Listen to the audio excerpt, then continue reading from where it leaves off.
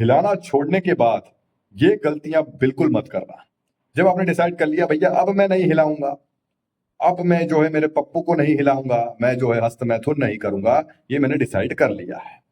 अब उसके बाद जब भाई आप एक ऐसे समय में प्रवेश करोगे जब आप पाओगे आपको तलब उठ रही है। किस चीज की तलब उठ रही है? एक तलब उठ रही है, कुछ अधूरा अधूरा सा लग रहा है, ऐसा आपको फील होगा।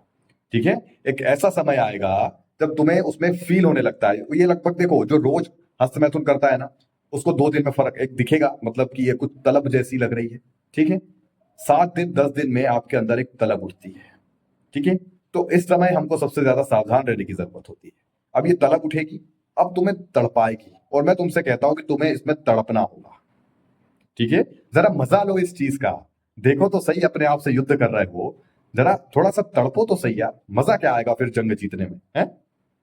अब ये जो तलब आएगी, ये तुम्हें कहीं ना कहीं का एहसास दिलाएगी कुछ अधूरा सा छूट रहा है, क्यों ना चल फिर से कर लेते। और बहुत से भाई यहीं पर ये एक पीक लेवल आता है जहां पर वो हार मान लेते हैं। वो एक तलब ऐसी उठती है, जब वो सो रहे हैं तो उन्हें तलब होगी, कुछ विचार आएंगे जिससे उन्हें उत्तेजना आएगी। ये होगा, ये होगा, ये आपके साथ जो भी ब्रह्मचर्य में है उनके साथ हो रहा होगा। वो सोते समय उन्हें लगेगा, सुबह सुबह नाइटफॉल हो सकता है, आपको परेशान होने की जरूरत नहीं है, कुछ विचार आ सकते हैं। ठीक है, अब इसका मतलब ये नहीं है कि ये वीर वेग बन रहा है, नहीं।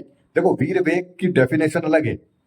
वीर वेग यानी खुद से चेष्टा करना, जब हम खुद से ही कुछ गंदा देखें, ठीक है, वो वीर वेग अलग होता है। लेकिन छोटे मोटे अर्ज आ रहे हैं, गंदे गंदे विचार आते हैं, आप उसे काट देते हो, ये तो आएंगे। ये कोई वीर वेग नहीं है, इसे वीर वेग समझना नहीं है।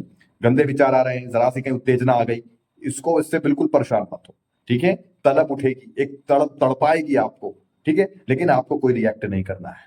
उस समय में, उस 1 मिनट में, उस 10 मिनट में, 1 से 10 मिनट के भीतर कुछ ऐसा करो जिससे तुम्हारा ध्यान बटे। ठीक है, कुछ भी काम करो, मेंटली अपने आप को कहीं ना कहीं बिजी रखो। फिजिकली आप स्क्वाट्स कर सकते हैं उस समय, या पुशअप लगाने लग जाएं। ठीक है ना? तो ये चीजें आपको एक आगे बढ़ाएगी, उस पीक लेवल के आगे आप निकल जाओगे। बहुत से लोग यहीं पर हार मान जाते हैं, जब बहुत ज्यादा तड़पने लगते हैं, वो फड़फड़ाने लगते हैं। ठीक है, उन्हें हर पल में डर सताता रहता है। लेकिन वो 2 मिनट के सुख में जब वो वीर निकल जाता है, मान लो उदाहरण के तौर पे आपने 10 दिन ब्रह्मचर्य पालन किया, अब वो तलब उठी, ठीक है, तुम्हें लगा कि कुछ अधूरा सा है, कुछ छूट रहा है, क्यों ना इसे पूरा कर लूं, कल से फिर शुरू करूंगा। बस ये पीक पे जब तुम पहुंचे, ठीक है, अब वो तुमने देखा कि थोड़ा सा वीर निकल गया है या नाइटफॉल हो गया है, तुम्हारा जो मोटिवेशन है वो ऊपर नीचे डोलने लगेगा। ठीक है, तुम्हारा मन कहेगा अरे चल छोड़, तोड़ देते हैं ब्रह्मचर्य, फिर से शुरू कर देंगे।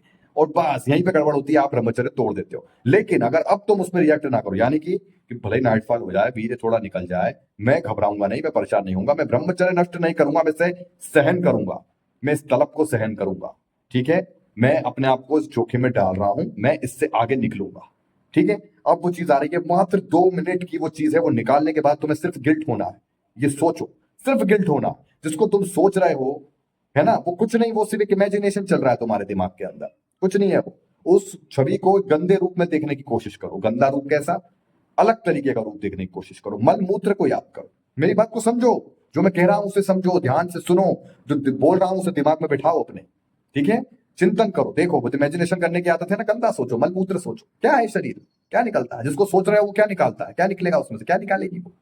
सोचो सोचो, है ना, थोड़ा डाउन होगा अपने आप, डाउन, यार डाउन हो जाएगी। इसे काटो, इसे काट दो, और वीर नाश मत होने देना।